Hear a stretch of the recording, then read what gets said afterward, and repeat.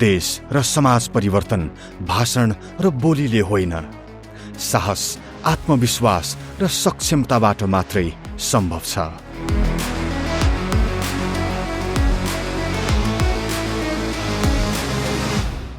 समाज परिवर्तनकै लागि वर्षौंदेखि सक्रिय रहँदै आएको थुप्रै सङ्घर्ष, आन्दोलन र परिवर्तनहरूको अगुवा,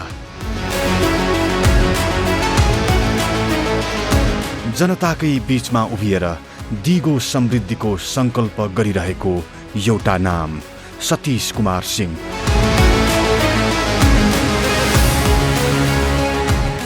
सप्तरीमा जन्मिएको एक साधारण व्यक्ति, जसले गाउँको पीडा, किसानको सङ्घर्ष, युवाको निराशा र जनताको सङ्घर्षपूर्ण दैनिकीलाई नजिकबाट निहालेको, स्वीकारेको र सम्बोधन गरेको छ।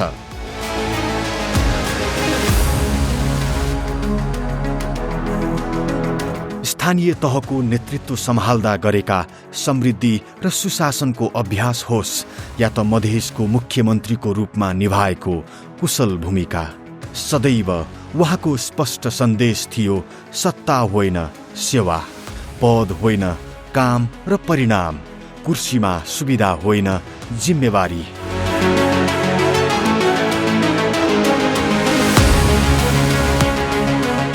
विकास, सुशासन र परिवर्तनका धेरै पाटो अझै अधुरा छन्। तिनलाई नीतिमा र व्यवहारमै पूरा गर्ने दूरदर्शी सोच, स्पष्ट अडान र प्रतिबद्ध योजना अनि मधेसको, देशको र आम नागरिकको स्वाभिमान बचाउने दृढताका साथ स्वाभिमान पार्टीबाट सप्तरी क्षेत्र नम्बर 2 मा प्रतिनिधि सभा सदस्यको उम्मेद्वार, विकास प्रेमी, जनप्रिय र कर्मशील नेतृत्व, नैतिकवान व्यक्तित्व, सतीश कुमार सिंह।